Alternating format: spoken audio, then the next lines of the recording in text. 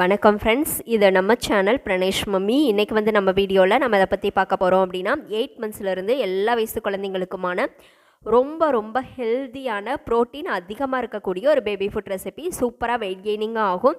இது வந்து பார்த்திங்க அப்படின்னா குழந்தைங்களுடைய ஹைட்டு வெயிட்டு எல்லாத்தையுமே சூப்பராக இன்க்ரீஸ் பண்ணும். மார்னிங் பிரேக்ஃபாஸ்ட், லஞ்ச், டின்னர் எந்த டைமில் வேணாலும் கொடுக்கலாம்.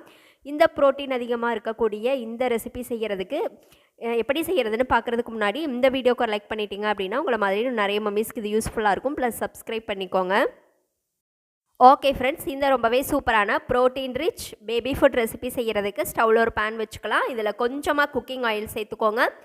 ஆயில் வந்து நல்லா ஹீட் ஆன உடனே இதில் வந்து பார்த்திங்க அப்படின்னா கொஞ்சம் மல்லித்தூள், மிளகுத்தூள், அதுக்கப்புறம் கொஞ்சம் ஜீரகம் வந்து நான் எடுத்து வச்சுருக்கேன். அது கூடவே கொஞ்சம் மஞ்சள் தூளும் வந்து சேர்த்துக்கலாம். இந்த ஸ்பைசஸ் எல்லாம் சேர்த்துட்டு இதை வந்து கொஞ்சம் தாளிச்சிக்கலாம். ஃபஸ்ட்டு இந்த ஆயிலில் வந்து நம்ம எடுத்து வச்சுருக்கிற மல்லித்தூள், மிளகுத்தூள், மஞ்சள் தூள், கொஞ்சம் சீரகம் இதை சேர்த்து இந்த மாதிரி நல்லா வதக்கிக்கோங்க. ஸ்டவ்வை ரொம்ப லோ ஃப்ளேமில் வச்சுக்கோங்க, இல்லைன்னா இந்த மசாலாலாம் கருகி போயிடும். இப்போ இது கூட ஒரு 3 ஸ்பூன் அளவுக்கு நான் வெள்ளை ரவை வந்து சேர்த்துக்கிறேன். அதையும் வந்து இந்த மசாலா கூடவே சேர்த்து நல்லா வறுத்து விட்டுருங்க. ரவையை இந்த மாதிரி நல்லா வறுத்து விட்டுட்டு ரவை வந்து நல்லா வேகிற அளவுக்கு நம்ம ஃபஸ்ட்டு வந்து கொஞ்சமாக தண்ணி சேர்த்துக்கலாம். ரொம்பவே குயிக் அண்ட் ஈஸியாக செய்யக்கூடிய ரெசிபி, ப்ளஸ் ரொம்ப ஹெல்த்தியான ரெசிபியும் கூட. குழந்தைங்களுக்கு நான் நல்லா வறுத்துட்டேன். இப்போது இந்த ரவை வந்து நல்லா வேகிற அளவுக்கு நம்ம கொஞ்சமாக தண்ணி சேர்த்து ஃபஸ்ட்டு நல்லா வேக வச்சுக்கலாம். இது நல்லா வெந்து வரட்டும். இந்த மாதிரி நல்லா கலந்து விட்டுருங்க. இந்த ரவை வந்து நல்லா வெந்து வரதுக்குள்ளே நான் வந்து இன்றைக்கி ஒரு சின்ன துண்டு பன்னீர் வந்து எடுத்திருக்கேன். பன்னீர் வந்து பார்த்திங்க அப்படின்னா நல்லா ப்ரோட்டீன் ரொம்ப அதிகமாக இருக்கக்கூடியது. குழந்தைங்களுக்கு நீங்கள் மார்னிங் பிரேக்ஃபாஸ்ட், லஞ்ச், டின்னர் எந்த டைமில் வேணாலும் நீங்கள் தாராளமாக கொடுக்கலாம். இப்போ இதை வந்து நல்லா துருவி எடுத்துக்கலாம்.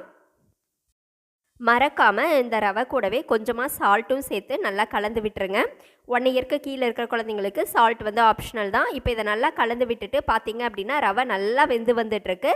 இப்போ ஃபைனலாக நம்ம துருவி எடுத்து வச்சுருக்கோம் இல்லையா பன்னீர், அதை வந்து இது கூட சேர்த்துட்டு நல்லா கலந்து விட்டுக்கலாம். பன்னீர் வந்து ஒரு துண்டு அளவுக்கு எடுத்துக்கிட்டிங்கன்னா போதும், குழந்தைங்களுக்கு போதுமானதாக இருக்கும். இப்போது இதை வந்து இந்த மாதிரி நல்லா கலந்து விட்டுட்டு ஒரு 2 நிமிஷம் மட்டும் நமக்கு ஸ்டவ்வில் இருந்தால் போதும். ரொம்ப நேரம் பன்னீரை குக் பண்ண தேவையில்லை, ஏன்னா ஆல்ரெடி அது வந்து ப்ராசஸ் பண்ணினதை தான்.